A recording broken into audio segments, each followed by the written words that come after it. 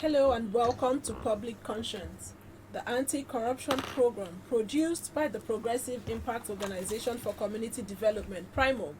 I am Adaobi Obiabomo and I'm with Esther Bassi. Thanks for joining us. On Public Conscience, we seek to evolve a corruption-free society by drawing government and citizens' attention to corruption reports and issues for prompt democratic action against them. We also promote integrity by amplifying rare cases of the display of honesty by public and private individuals. We appreciate the MacArthur Foundation for supporting the production of this program. The focus of today's program is on the need to promote integrity in Nigeria, whether it is in the private or public sector. A major component of integrity is living with high moral standards. Integrity and public trust are also very closely linked. On the flip side, Nigerian society continues to suffer the devastating effects of widespread corruption from some politicians and public office holders who divert public funds to their pockets, to contractors that deliver substandard projects, to the rising cases of internet fraud, and even to that petty trader who will seize every little opportunity to cheat unsuspecting customers. The good news is that besides all the unpalatable stories of corruption, there are Nigerians still displaying uncommon integrity in their little corners. Absolutely. Recently, Professor Margaret Araoye shared a story of how a cab driver in Abuja, Hassan Abubakar, returned her bag containing a laptop, bundle of 50,000 naira, a pair of golden earrings, international passports, power bank, ATM cards, driver's license, among other things. This act of honesty reinforces the fact that many Nigerians are living with high moral standards. Today's program will stress the need for more Nigerians to adopt integrity lifestyle. For you out there, whether you are a taxi driver, artisan, a trader, or an employee in a private or public office, how easy is it for you to do the right things at all times, especially when no one is watching? How can more Nigerians become persons of integrity like Hassan Abubakar? How can the government address booming corruption in the public sector? How can more citizens be mobilized to display integrity? And you as a citizen, what are you doing to promote integrity? Be ready to join us through phone and text messages during this conversation. The WhatsApp phone line to send your message is 0902 265 6167. That is 0902 265 6167. Please indicate your name and your location when sending your message. This number is for messages only. Please begin to send your messages as soon as possible to 0902 265 6167. That is 0902 265 6167. We will give out the numbers to call shortly. If you just joined us, the focus is on the integrity lifestyle of Hassan Abubakar, a cab driver in Abuja who returned a bag forgotten in his car by a passenger containing laptop, 50,000 naira, golden earrings, international passports, power bank, ATM cards, and other things. We commend you for doing the right thing when no one is watching.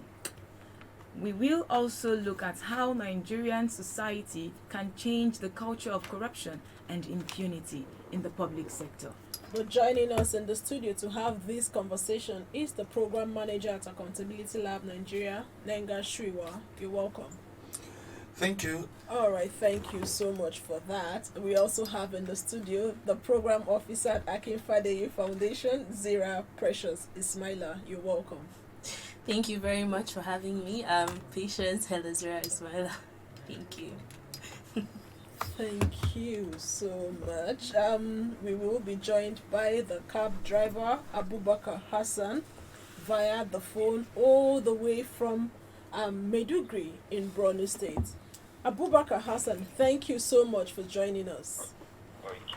We commend you for choosing to be an honest person.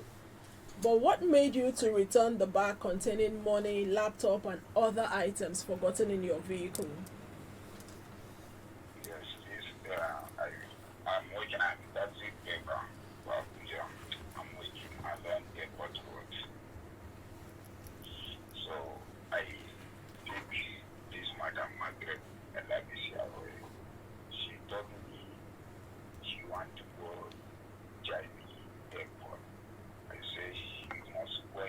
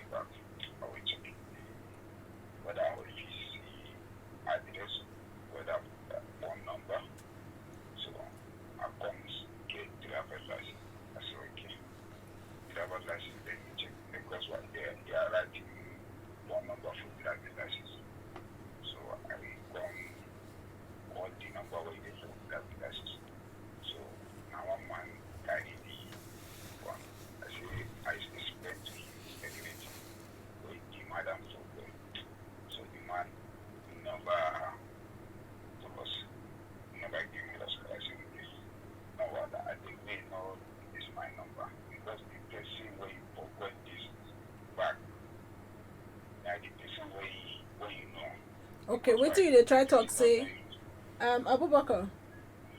Now, Wait till you try tell us be say the person where you call, the number where you see for that driver's license, no believe you when you been called the person. and I the person told me say just now 419. Okay, you didn't think say you be 419. And told me say now 419. Just don't call me again. The person what he told me. I said that please I beg don't leave my number before I will speak to what I want to tell him. Let him call me for himself. I said okay. So just like tomorrow they don't call me one with that number. They are telling me this guy I say good afternoon, sir. This one way it is so that she told me madam she told me I said okay but I think no while I know the lost now here. I know the here. I think I don't travel I don't go somewhere. I'll come this tomorrow. I think so that is tomorrow I'll come today to Abuja to give you a back. I think no I had that because why I want to give one my friend I said they look for me for this side. Nobody more can see this may come see this back today. We say okay now I keep up because why try to keep up for motor come waka with her. And like they say if you carry the access maybe I don't know. That is why I give to my friend. Okay. So, after, yes. You gonna locate the woman and give him the bag, Abi? Yes. Okay, make I ask you. The woman find one house man. She didn't say whether it is the man that man way but she told me. She didn't say whether the top way she told me he tell me whether I don't want to give her the back again. So the house man come told me, Oga, which house? Oga, I think this in fact she did this back I think she but Oga, how can I give her? I think don't be this one I must give up because I made it it's not my own. How are the time for guessing things? No, it's not in my life like that. I think don't stop taking me I did. I know the I did. I carry this back to God. Okay, make I ask you, Oga. Money dey inside that bag, Abi? Yes, money there and laptop there. Are you a very rich man? Now? Are you a very rich man? You get plenty money? For the bag. No, you. I won't understand why you return am because if na some people they go look say money dey the bank, laptop dey, they go fit just sell am. But you decide say you no go sell, you no go carry the money, say you wan return am. Wetin make you say you wan return am? Now what thing I was supposed to do with that and now what thing I was supposed to do with that because like anything if you know you are on, it's not your own. If you chop out today, you did the day where you come to get that man, that person, the day is coming. Okay, now the first time where you dey hear me? Yes, I'm hearing you. Now the first time where you dey return person properties be this, Abi, now wetin you dey do with that? Let me keep this time. I think it's the first time what show to people what I'm doing. Maybe so this one first time. Okay, but your friends wey be taxi drivers, they also return things when person misplacing thing for inside their car? Let's say all of us, we are not anyone, anybody, the one who is, you know what he's doing, like this one is for what say. If she don't know how she want to return, how to react to find this, you go come to you say, please, so this is how we like to do. So I'll see give them to idea to make go radio station, like Baraka family, or whether unions where they are starting for back, and we give them because why maybe the person to come into back to ask union. And you have to them that in a union. So maybe whether the person ask them, and then because why he didn't want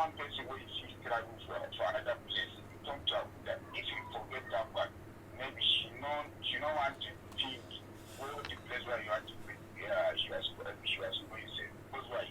Maybe she have money, they inside, everything inside. Like this one, plenty. Okay, Abubakar Hassan, can you hear me? We and the other people where they listen to this program at the moment, we sincerely appreciate waiting you do, because they easy. We understand say country hard to buy food for market itself. Now some people they struggle, and from the way where you they talk and waiting me and you don't talk before, no be say you get plenty money, you understand, but you decided say you won't do the right thing. So I want make you advise the person where they listen to you now, because it gets some people they go get double mind whether make I do the right thing or make I do the wrong thing. So I want make you advise them waiting they're supposed to they do if they see things will not be their own. You they hear me? I say make you talk to the person where they listen to you now. Waiting you won't tell person when never they sure whether make you steal person property or make you return them. Waiting you won't tell the person now so that they will change their behavior. So, I thank God any person who is that is now for this now. Like this thing is happening, example that you think is happening. The person, you never get any information for the back, like the things where if he get the man address to return to him, if he comes to radio station, they give radio station. And if you come for news, by the grace of God, if the person not hear you say, maybe that person is here to the news, what you person for what, maybe she should get the information like this. Because why? Sometimes if you go to give say, because they're not get the station, just then they go to get the things for office. Anytime the person came to find their things to give them. So this is another wahala, because why? The part where they figure that there are plenty part. Okay. All right. That person came to give for registration. Okay. And anything, if you know you are on, if anything, if you chop up, you can do anything. All right. Thank you so much. If you chop up, Thank you so much, Abubakar Hassan. Because of our time and because say we know say you self you day busy, make we let you go. You hear? Thank you so much. We sincerely appreciate you, and we want to encourage you to keep doing the right thing. And if you just joined us, you're on to Public Conscience, a production of Primark, the Progressive Impact Organization for Community Development. You just heard the voice of Abubakar Hassan, a taxi driver who returned items misplaced or forgotten in his vehicle. Despite the fact that he's not a wealthy man, he chose to do the right thing by getting the contact of the next of kin of the lady who left her items in his vehicle. Right in the studio, I still have my guests. I'm Nenga Shriwa, the project officer at Accountability Lab Nigeria, and Zira Patience Ismaila, also the program coordinator at Akinfadeyi Foundation. Thank you once again for remaining with us. I will start with Nenga. How would you react to this? Is this strange? Yeah, thank you. It is strange, but again, it is not strange. It is strange because in a society where people don't believe that you won't find honest persons doing things the right way they should do, coming across Hassan Abubakar, a taxi driver who is able to return valuable items to a passenger he picked, is actually a thing that is commendable. But drawing from the narration, what he just told us, about three things stood out for me, and I think it's good I mentioned them here. The first thing is the assumption that any strange call, any other person you meet is a 419, is a fraudulent person. I can really connect with this because he said when he called somebody to link him to the woman who forgot things in his car, the person said, "You are 419, don't call me again." This is a wrong assumption that many people oftentimes miss their benefits or miss good rewards or miss opportunities because you just assume that the person calling is a fraudulent person. The second thing is the discouragement associated with doing things correctly. When he reported to a fellow taxi driver that, look, I found these missing items in my car, the fellow driver told him, you can keep these things and set them out and enjoy the money. And this man stood his ground. The last thing is the fact that many people assume that doing the right thing is when you have plenty things, you are very comfortable. So integrity is not so much about what you have or what you don't have, but just about the state of mind, knowing that you just have to do the right thing. And I think these things stood out for me. Okay, thank you so much for that. Let's shift to Patience. Yeah. You were nodding while we interviewed the taxi driver. Were you impressed or otherwise? I was actually very inspired because there was a very high sense of morality when it came to him. I could see that he had passion for wanting to do what is right. And that's the passion that we are hoping every Nigerian will be able to develop, like after initiatives that we come up with and after awareness campaigns and things like that. Because at the end of the day, people assume, like he says, there's a lot of assumptions that even that go as far as saying that Nigerians are not good people.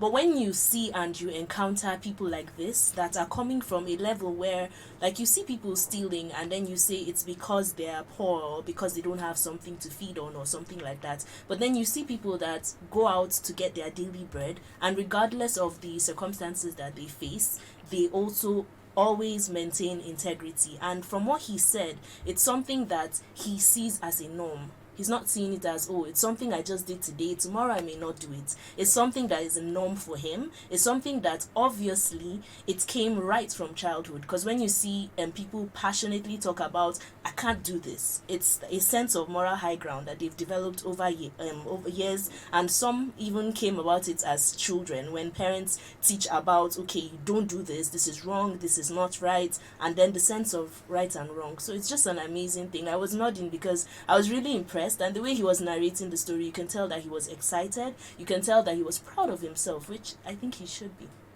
Okay. Before we continue the conversation, we want to bring the person listening at the other end of the dial to join in the conversation. Please follow us on our social media platforms at Official Primorg. Primorg is spelled Primorg. Remember that we are streaming live on Facebook as Official Primorg. And remember that this program is interactive. The WhatsApp phone line to send your message to is 0902 265 6167. That is 0902 265 6167. The number is for messages only. Please do well to call us. Nenga. Patience talked about the fact that the taxi driver was excited or happy doing the right thing, which we could also relate to from his explanation. But on the other side, there was another taxi man who, if those items were forgotten in his vehicle, he would not have returned them.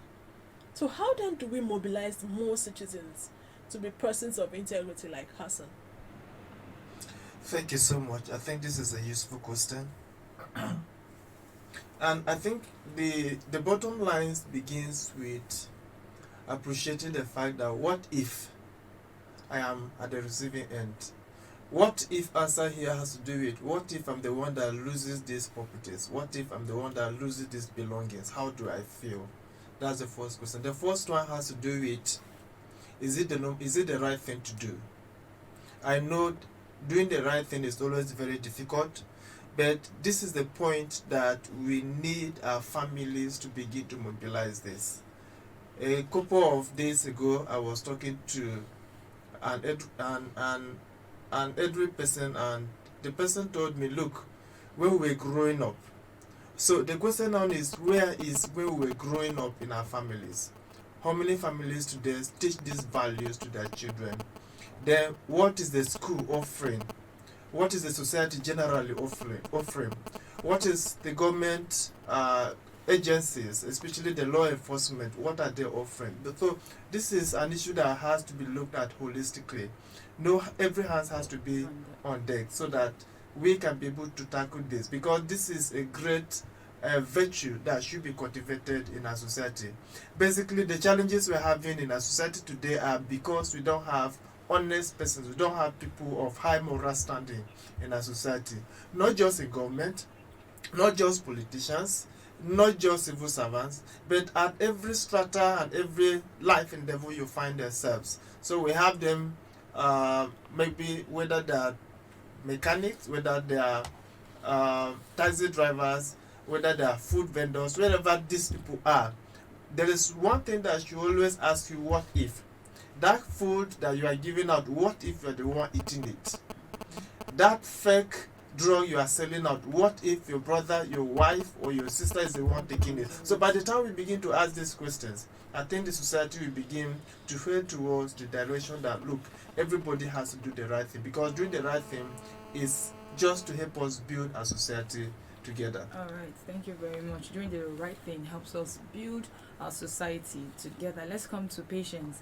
Before you take that, let me call the numbers again. 080 998 770, 080 998 770, and 0809 40072. All right, Patience. Our society right now is facing moral decadence and falling standards on many fronts. How did we get here, and what are the factors responsible for this eroding integrity in our society? Okay, thank you very much for the opportunity. So, I'd definitely say that the economic situation is actually not helping matters. It is not a reason for people to do things that are not right. But when you find people barely living, barely finding food to eat, and then you would find people asking them, if you stay with your integrity, if you stay with morality, how do you survive?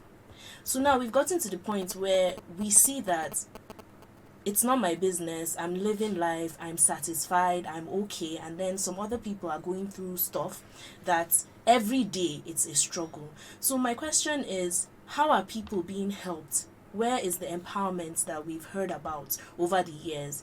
I know that the government is doing a lot to help Nigerians, and so are the CSOs, the NGOs, and there's more to be done. So I believe that corruption, and when you see places, economies that are facing trouble usually have high crime rates. And reasons because, okay, like I said earlier, you don't have food to eat. You're not thinking of honesty as your first thing. You're thinking of, if I don't eat, I may die. And that could lead to stealing. And again, like he said earlier, are parents teaching their children morality? Are they teaching their children right from wrong? Or are we too busy right now with globalization, the internet, and things like that? Are we too easy trying to get a means to an end that children are growing up? I see a lot of children sometimes on the streets begging. Who is teaching them right from wrong? So are you saying that the focus should shift from morals to, because now you're saying people need to feed, so should the teaching shift from survival? No, I would say that empowerment is necessary. I would say that people need to survive before they know what next to do. You can't keep going to preach certain things to people and saying that, oh, you must be of high moral standards, and not address the first need, which they said man's first God is his tummy. Man's first God is eating, is his food. So if you are saying that, okay, I'm going to keep creating awareness about anti-corruption, creating awareness, there are bodies for that, right? We are all doing that. But I'm also saying that there are humanitarian organizations, and also the government has to step up to make sure that people living under conditions that are not sustainable should actually be helped. Because if you go to communities like this, I see a lot of, like, ActionAid also does that. Go to communities, empower people, empower them to the point that while you're empowering them, while you're giving, you can't call people now to probably have a workshop or a training on anti-corruption and not feed them, right? But we have government officials who earn fat salaries still engage in acts of corruption. So in that case, let's now shift it to the higher dogs, bigger people. So when it comes to that, I would say that measures should be put in place. People should be publicly put and punished when laws should be put in place. People should be publicly punished and held accountable for whatever they are doing. I feel like in a community where you feel like you can get away, you have diplomatic immunity. I can get away with certain things because I have a particular standing in authority, a place of authority. I feel like people should be treated alike. Every Nigerian, if you steal this, it should be said that you did this. Just like how we are acknowledging the fact that Mr. Abubakar came and did the right thing. It should be the same way when people do the wrong thing, from the lower level to the top level. Bodies like the ICPC, the EFCC, Code of Conduct Bureau, it should be loud when somebody has committed a crime and when somebody is being shown that, okay, this thing that you have done is wrong. So I feel like if we create awareness not just onto the fact that, okay, corruption is happening, but this is what is happening to curb it. People are standing up, the government is standing up, organizations are standing up to fight against corruption, to combat corruption. I feel like people will think twice when they want to do something if they know, like that other guy who actually was advising his friend, oh, just carry it, just go away. If there's a way of making sure, checks and balances, making sure that people like that, once they are caught, it's public, it's made known to everybody that this thing that has been done is wrong, and these are the measures that have been put in place. Not that he will get away with it because he probably has someone in government or he probably has a brother that is a police officer. So I feel like if these things are being institutionalized in our institutions, in our schools, in our homes, that there's always repercussions for corrupt practices, then it will be reduced. Thank you so much. Repercussions for corrupt practices. Nenga, can we look at preventive measures of corruption? What would you suggest? Because from what she said, if there are no preventive measures, it allows for people to go ahead and commit one form of corrupt act or the other. And then we are thinking of how to punish them. How do we prevent corruption from taking place in the first place? Thank you. This is the right question, but a difficult with a potentially difficult answer. And I say this for reasons. If you look at the Nigerian political landscape, you will discover that Nigeria is not short of laws and regulations prohibiting corrupt and any dishonest behavior. The challenge is, how are these laws and regulations enforced? And basically this will be my first point of call. When we have laws that have no effect, we have regulations that in actual sense they are not implemented, then you cannot expect any positive results. And this is where we found ourselves. We live in a society where you wake up one day, elect any pauper to any level of government, and the next 6 months the guy is flowing in millions to billions. This takes us to the next layer of questioning, and that has to do with what does our society accept and forbids. In the past, our traditional institutions had some probities inbuilt in them that check the excesses of the society members or the community members.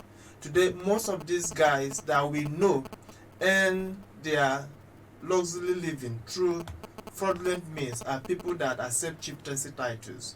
So there is need for traditional institutions to also look inward and see what is happening to those around them. How do they, who is accepted? Who can be seen as a model in our society? Who should be detested and all of this? The second thing, or the third thing we have to do with more efforts and inclination by civil society organization, just like Primark is doing, Accountability Lab Nigeria is doing, again, Father is doing. But the point I'm making here is, beyond beaming our searchlights on the states and the federal government, there is need to also take this message down to the rural and grassroots areas. And why I say this is because most of the people that are groomed or that transit from rural to urban areas where they will have exposure to, or they have exposure to some of the wealth of the nation that they help themselves from, come from this area. So there is need for the campaign for honesty to reach down to the grassroots, so that people growing up, the young persons, the adults, the women, the men, will learn that, look, our country is at the blink And unless we change our mode of behavior, we cannot get it right. So I think these are basic areas on the interim that we need to take very seriously. Then finally and fourthly, our religious institutions. What message do they preach? What message do they preach? Do we own certain persons because they belong to a religion? So whatever they steal from there is coming to our church, is coming to help our mosques, is coming to help do one or two things to promote our own religion. These are things that we need to take very seriously. And to round it up, we should cease to own thieves, corrupt persons. I say, yes, we know this person is a corrupt person, but he is my tribal man, he is from my religion, he is from my this. So by the time we discard these things, I think we'll be on a path to changing our negative narrative. Thank you so much, Denga. You've spoken elaborately there, talking about cascading the news of integrity to the subnational. And also, we should not be enablers of corruption. For you out there, would like you to join the conversation again. Do you know, or do you have solutions or suggestions on how we can tackle public sector corruption or corruption generally, and how to imbibe integrity in our daily lives? Would like you to weigh in, call these numbers to contribute, or you can send a text message. Patience, what do you think is discouraging public servants from maintaining high morals and integrity standards while in service? Okay, thank you very much. So I would say that then there needs to be institutionalization of anti-corruption. Basically, if you're a public servant and you see that certain things have been done over the years the same way, and like I said before, penalties have not been done, people got away with doing things like this, and you feel like that is the right way to follow. I feel like if we take away godfatherism, if we take away unfair and unjust systems that keep happening in Nigeria, in the public service and in other sectors, it will aid people to see that things are actually being done the right way, and so I don't have to cut corners to get to where I'm going to. When it comes to promotions, I believe that if the organizations have instilled values already to make sure that nobody is getting a promotion until he is due or until you deserve that promotion, then it will enable Nigerians to feel like, definitely, I will do the right thing, not because because a lot of times people are discouraged from doing the right thing when they see authorities, people in high level, their bosses doing the wrong things. And that is the reason why, like Akinfade Foundation, we also work with the FRSC, and in the FRSC we're doing trainings for the FRSC officials to train also the rest of the cadets that are coming in, because as people come into the public service, they need to have this orientation that corruption is not the way forward. This is not how things are being done here. If you have probably engaged in corrupt acts beforehand, you're coming into a place that has a strict policy against corruption. So I believe that if these measures are put in place, if these people are being told and are being given documents to even sign as to attest to them being people of integrity, it will help them relate with their everyday life. When I'm on the roadside, I'm deciding not to do this because I've also been trained. It's not enough for us to assume that everybody knows what to do. It's not enough, and that is the reason why Primark and other organizations are doing citizen engagements, are letting people know even from the outside, before you go anywhere, this is how to be.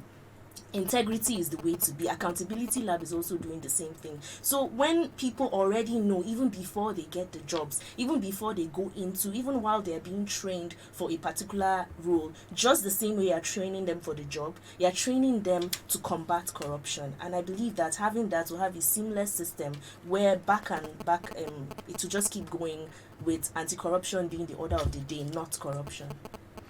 Sorry, my mouth is itching and I must add to this. I must just add to this. Go ahead. I think we have a big problem with the public service, and I think the solution has to begin with the recruitment process.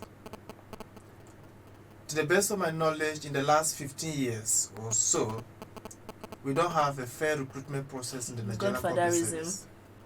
Every person in every single agency of government in the last 15 years that found his or herself there came through a connection.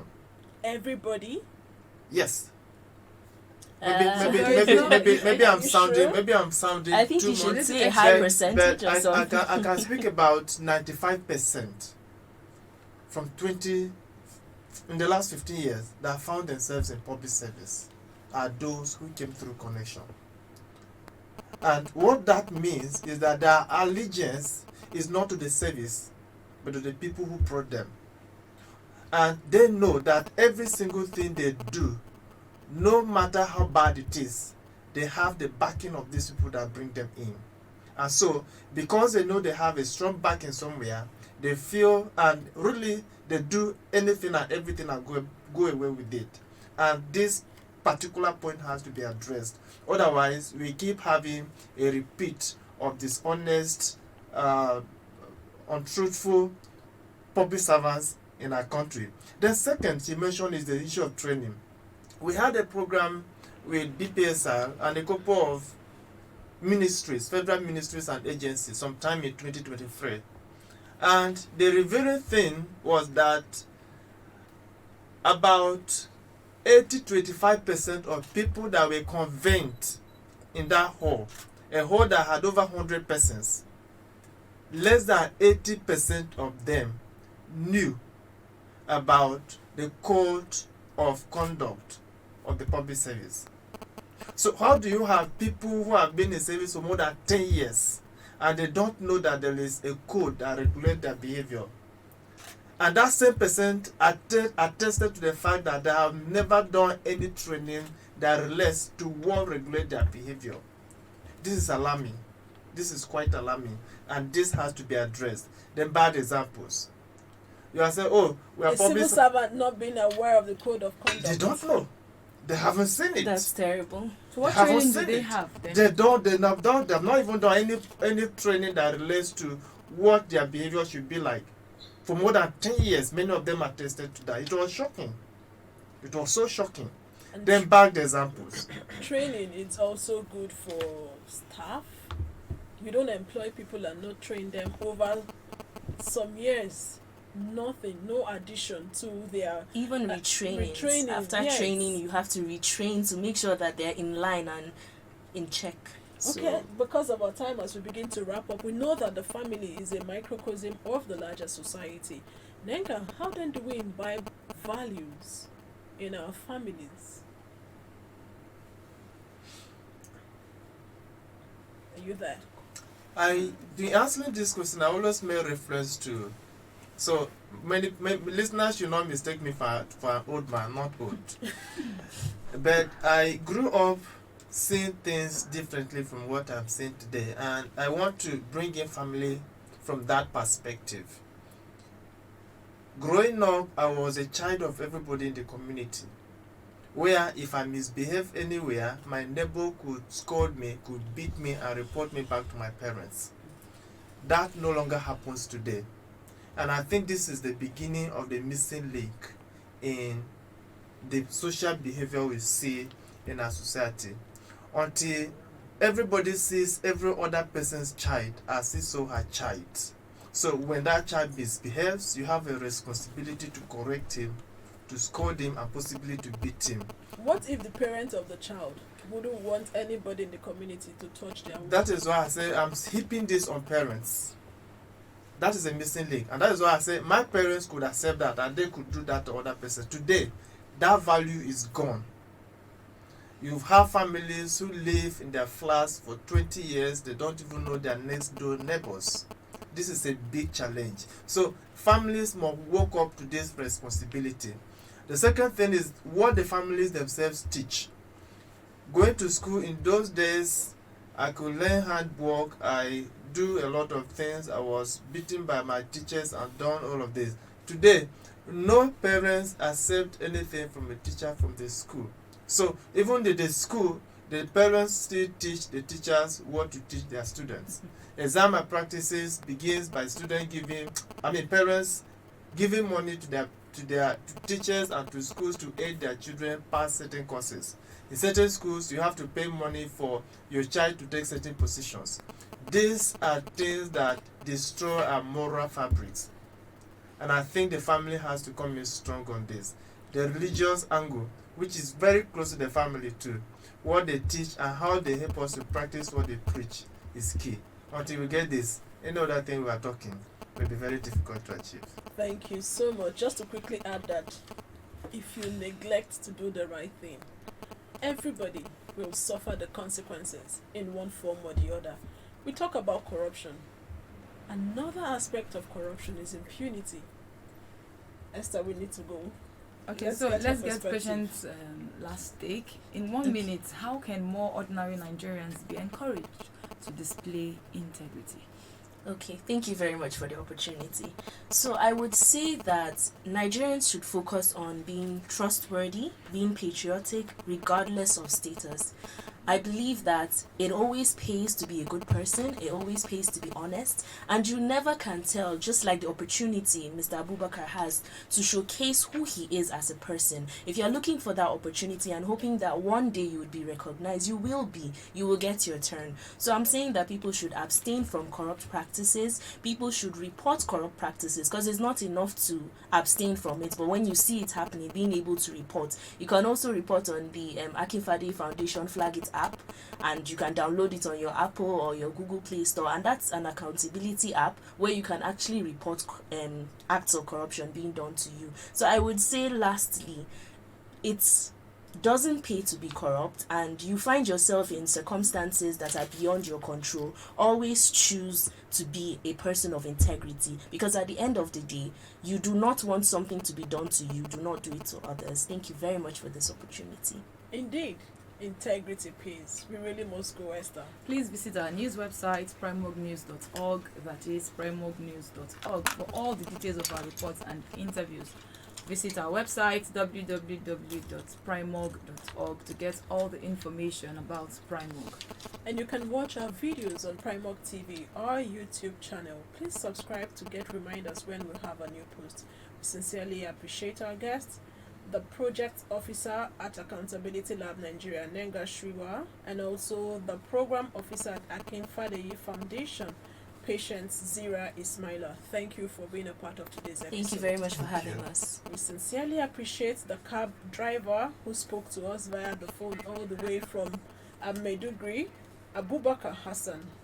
Public Conscience has the support of the John D. and Catherine T. MacArthur Foundation, committed to building a more just, verdant and peaceful world. Get more information about the foundation on its website, macfound.org. Join us again here next week for another episode of Public Conscience, and remember to follow us on Facebook, X, formerly known as Twitter, at Official Primog. I am Esther Bassi. Remember that birth registration and birth certificates are free if your child is under 18. Help stop the corruption in birth registration and do not pay for birth certificate. And also remember to be a person of integrity. Remember that you can give us information or hint about corrupt acts through our phone at 0902-265-6167 or primogng@gmail.com. That is primogng@gmail.com. I am Adaobi Obiabumo. Thank you for listening.